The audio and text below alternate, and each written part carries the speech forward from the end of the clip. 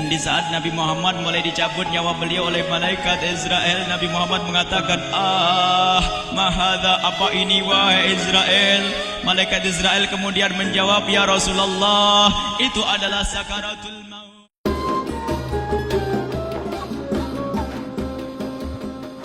Malaikat Jibril berkata, ya Rasulullah, di depan ada malaikat Israel mau masuk. Kata Rasulullah, boleh masuk, silakan. Kemudian malaikat Israel mengucapkan salam, dan setelah mengucapkan salam, malaikat Israel menawarkan, ya Rasulullah, aku disuruh oleh Allah untuk mencabut nyawamu atau membiarkan engkau. Dalam riwayat, aku disuruh oleh Allah untuk memberikan pilihan kepadamu, al-baqa' fid dunya, tetap di dunia, atau ar-rafiqul a'la, atau dengan Allah. Nabi Muhammad menjawab, ar-rafiqul a'la, dengan Allah. Kemudian setelah itu Nabi Muhammad berdoa agar umatnya selamat. Setelah ada jaminan umatnya selamat, malaikat Israel, sudahlah, cabut nyawaku kalau memang sudah waktuku. Mulailah Nabi Muhammad dicabut nyawa beliau oleh malaikat Israel. Dan di saat Nabi Muhammad mulai dicabut nyawa beliau oleh malaikat Israel, Nabi Muhammad mengatakan, mahadha, apa ini wahai Israel? Malaikat Israel kemudian menjawab, ya Rasulullah, itu adalah sakaratul maut, itu adalah sakitnya di dalam kematian. Kemudian Nabi Muhammad mengangkat tangannya sambil berucap, la ilaha illallah, inna lil mauti la sakarat, tidak ada Tuhan selain Allah, sungguh di dalam kematian ada sakitnya, sakit kematian, yaitu sakaratul maut. Kemudian Nabi Muhammad memohon, ya Allah, Allahumma khaffif alayya sakaratul maut, ya Allah, ringankan sakaratul mautku ini, ya Allah. Dijawab oleh malaikat Israel, ya Rasulullah, itu sudah aku ringankan 70 kali. Nabi Muhammad menoleh, apa malaikat Israel? Sudah kau ringankan 70 kali keringanan? Iya ya Rasulullah, sungguh aku tidak pernah mencabut seorang hamba lebih lembut dari cara mencabut nyawamu. Ini sudah aku ringankan 70 kali. Setelah itu justru Nabi Muhammad menangis, Israel, 70 kali rasanya masih sakit. Iya ya Rasulullah, memang itu sakaratul maut. Lalu bagaimana engkau mencabut umatku, wahai Israel? Allah, yang diingat siapa? Umat. Kalau engkau mencabutku dengan ringan seperti ini masih sakit, bagaimana engkau mencabut umatku, ya Israel? Dijawab oleh malaikat Israel, umatmu manusia biasa, ya aku cabut. Ya Rasulullah, begitu saja. Ya sudah, begitu habis. Nabi Muhammad menangis. Tiba-tiba Nabi Muhammad mengangkat tangan dan memohon kepada Allah, Allah, inna lil mauti la sakarat, la ilaha illallah, inna lil mauti la sakarat, sungguh di dalam kematian ada sakaratul maut. Allahumma khaffif ala ummati sakarat maut, ya Allah, ringankan dari umatku sakaratul maut, wa thaqqil alayya, dan bebankan kepadaku. Sampai tidak sadar doanya Nabi Muhammad seperti itu, thaqqil alayya, itu doa cinta. Seorang ibu yang pernah punya anak itu, lihat kalau doa Rasulullah ini masih dilakukan, bagaimana Rasulullah bisa doa begitu? Itu bahasa cinta yang tidak bisa diterjemahkan dengan oleh akal. Seorang ibu kadang-kadang, ibu yang di belakang, ibu mau dikasih sakit oleh Allah? Mau, Bu?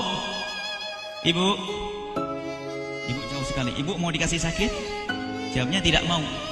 Tapi suatu ketika seorang ibu melihat anaknya sakit, ngomong, sudahlah nak, jangan kamu yang sakit, biar ibu yang sakit. Ada atau tidak? Kenapa ngomong begitu? Itu bahasa cinta itu. Tidak rela kalau anak ini sakit, biar aku saja yang sakit. Itu yang dirasakan Rasulullah. Sakaratul maut begitu sakitnya, membayangkan betapa sakitnya umat Nabi Muhammad di saat dicabut nyawa beliau. Maka Rasulullah mengatakan, ya Allah, ringankan sakaratul maut dari umatku, bebankan kepadaku saja, ya Allah. Wala sawfa yu'tika fatarda. Permintaan Nabi Muhammad tidak ditolak oleh Allah, dikabul dan dikabul, wahai Muhammad. Sallu ala Nabi Muhammad. Dan benar, sakaratul maut kita ditahan oleh Rasulullah, ditanggung oleh Rasulullah, sehingga digambarkan oleh Imam Bukhari di saat Nabi Muhammad dicabut nyawa beliau, Siti Aisyah yang ada di situ. Rasulullah berada di pangkuan Siti Aisyah, yang saat itu Siti Aisyah melihat keringat dingin keluar dari kening Rasulullah. Siti Aisyah tidak pernah melihat keringat keluar seperti itu. Bahkan di saat dipegang kepala Rasulullah, panasnya melebihi dari panasnya orang biasa. Setiap kali ada kain dicelupkan di air, ditempelkan di kening Rasulullah langsung mengering. Saat itu Nabi Muhammad mengucapkan kalimat la ilaha illallah innal lil mauti la sakarat. Kemudian Nabi Muhammad berpesan dengan banyak pesan, dan di antara pesan Rasulullah adalah akri minni ala ummati salam, akri minni salam ala ummati wa ala man ittaba'ani wa ala man tabi'ani min ila yaumil qiyamati. Aku titip salam kepada umatku dan orang yang mengikutiku sampai hari kiamat. Sadari salam Rasulullah. Sebelum meninggal masih ingat titip salam. Salam kepada siapa? Bukan salam kepada siapa-siapa, tapi salam kepada kita. Maka mari kita mengucapkan salam kepada Rasulullah, karena Rasulullah sudah salam duluan kepada kita. Mari kita sejenak bersalam kepada Rasulullah dan hadirkan Rasulullah ada di mata kita dan di hati kita. Mari kita bersama-sama mengucapkan salam. Assalamualaikum ya Rasulullah. Assalamualaikum ya Rasulullah. Assalamualaikum ya Habiballah. Assalamualaikum ya Nabi Allah. Rasulullah mengucapkan salam untuk kita. Dan di saat itu Rasulullah keringat dingin keluar, maka oleh Siti Aisyah diusap. Oleh Siti Aisyah diusap, bayangkan saat itu Nabi Muhammad di pangkuan Siti Aisyah dan diusap oleh Siti Aisyah. Siti Aisyah berkata, keringat Rasulullah mengucur deras hingga aku usap, dan aku usap dengan tangannya Rasulullah. Diusap dengan tangannya Rasulullah. Siti Aisyah memegang tangan Rasulullah sendiri yang digunakan untuk mengusap keringat Rasulullah. Sahabat bertanya, Aisyah, kenapa harus dengan tangan Rasulullah tidak dengan tanganmu? Lihat jawab Siti Aisyah, karena tangan Rasulullah lebih lembut dari tanganku. Sallu ala Nabi Muhammad. Masih sempat nyanjung itu sahabat Nabi. Dalam keadaan begitu masih menyadari kelembutan tangan Rasulullah, jasad Rasulullah, kemuliaan Rasulullah sallallahu alaihi wasallam. Dan aku lebih menginginkan bahwasanya yang menyentuh jidat Nabi Muhammad adalah tangan yang paling mulia di dunia dan di akhirat. Siti Aisyah enggak berani menyentuhkan. Pengennya yang disentuhkan di kening Rasulullah adalah tangannya Rasulullah sallallahu alaihi wasallam. Kemudian setelah itu Nabi Muhammad merasakan sakit yang sangat untuk kita. Kemudian Nabi Muhammad mengangkat tangan tinggi-tinggi mengucapkan la ilaha illallah inna lil mauti la sakarat. Tiba-tiba tangan itu semakin turun dan ditangkap oleh Siti Aisyah.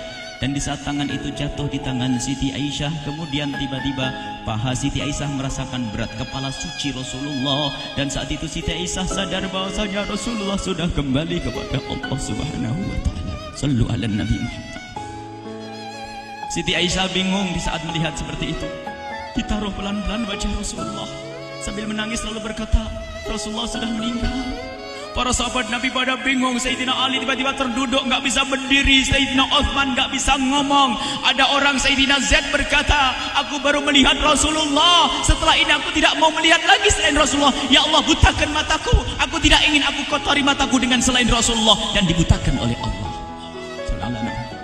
Bermacam-macam kejadian saat itu. Madinah heboh luar biasa dengan meninggalnya Rasulullah sallallahu alaihi wasallam. Dan sungguh meninggalnya Nabi Muhammad adalah menghidupkan hati yang mati kalau orang faham. Tiba-tiba Sayyidina Abu Bakar datang. Setelah Sayyidina Umar mengatakan, siapa yang mengatakan Muhammad meninggal akan aku penggal lehernya. Jangan seperti orang-orang Nabi Muhammad sekarang lagi pergi seperti waktu Musa pergi kepada Tuhannya, kepada Allah, nanti akan kembali kepada kita. Muhammad belum meninggal. Ini adalah karena kecintaan Sayyidina Umar bin Khattab, tidak ingin Nabi Muhammad pergi. Tiba-tiba datang Sayyidina Abu Bakar As-Siddiq lalu masuk ke kamarnya Rasulullah, lalu masuk kepada Rasulullah, kemudian mengecup kening Rasulullah. Dan Sayyidina Abu Bakar berkata, ya Rasulullah, tibta hayyan wa mayyita. Ya Rasulullah, engkau tetap harum dalam keadaan hidup dan harum setelah meninggal dunia. Sallu ala Nabi Muhammad. Hingga sampai setelah hari besoknya meninggal Rasulullah, Senin sore, Selasa malam, Rabu dikubur Rasulullah sallallahu alaihi wasallam.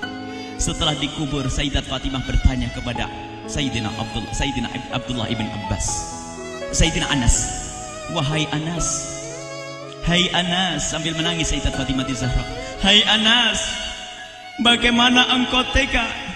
Atabat anfusukum antahtu ra'sa Rasulillah. Apakah engkau rela menaburkan debu di atas kepala Rasulullah?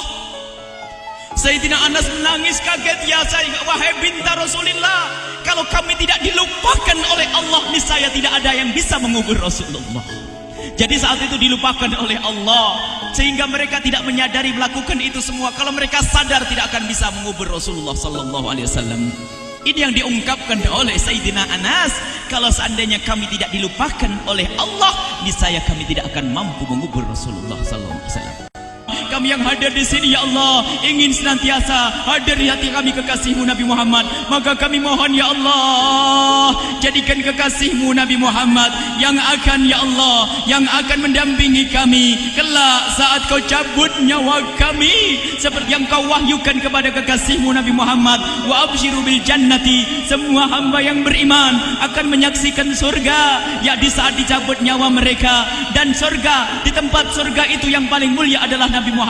Maka kami mohon, ya Allah, saat Kau cabut nyawa kami, ya Allah, hadirkan Nabi Muhammad di hati kami, ya Allah.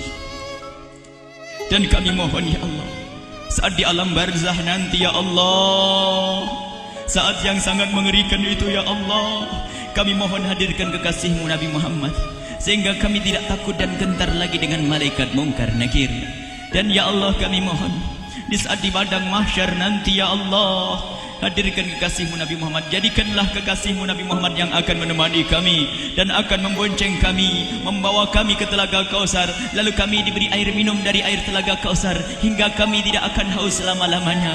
Ya Allah, jadikan kekasih-Mu Nabi Muhammad yang akan menemani kami di saat kami menyeberang Siratal Mustaqim hingga kami tidak akan terjerumus ke neraka Jahanam.